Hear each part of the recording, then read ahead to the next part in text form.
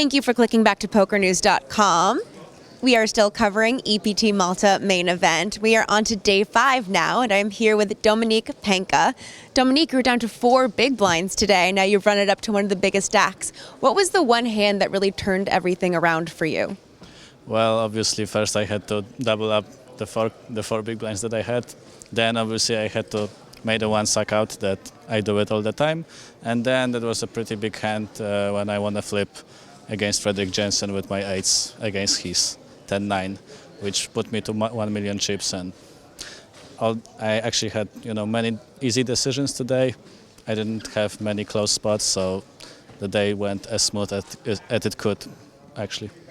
So in the first hand you doubled up, you had 8-7. Can you tell me about the action before? Did you shove first, and from what position? Yes, I put it 3 big blinds, I think, because I had like 40k and blanks well 6-12. And from under the gun with 7-8 off, I prefer to go all in for 3 big blinds rather than maybe wait for a better hand in the big blind. And everyone actually folded to the big blind who had pocket 5s, which is a dream scenario for me. So you're shoving any 2 in that spot? I wouldn't shove any 2, of course, but because it's better to fold hands, like very weak hands, but my shoving range for sure is very wide in this situation. So what's the bottom of that shoving range in that spot for you? You're asking very difficult questions. If you think that I have a chart in my head and know exactly what to do in every position, that's not true. But for example, I probably would go all in with maybe 8-6 off and fold 8-5 off. I have no idea if it's correct, but that was... It was correct today.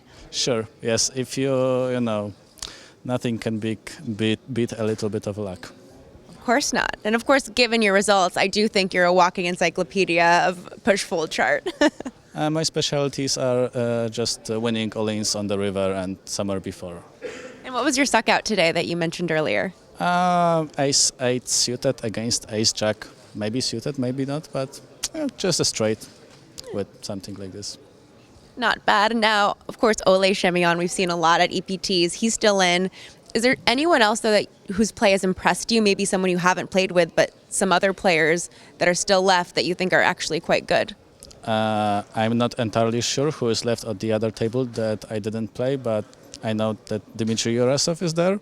And I know he's very aggressive, very tough player.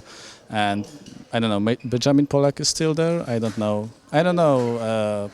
But, I'm thinking that at this point of the tournament, most of the players are very experienced. And apart from maybe a couple of recreational players, there are not very many easy spots.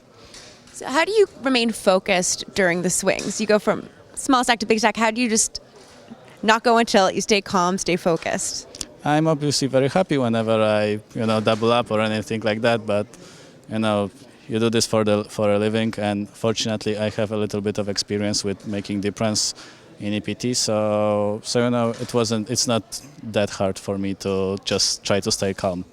Well, thank you for speaking to us, and I hope you become only the second person to win 2 EPT main events. We'll have to find out and see.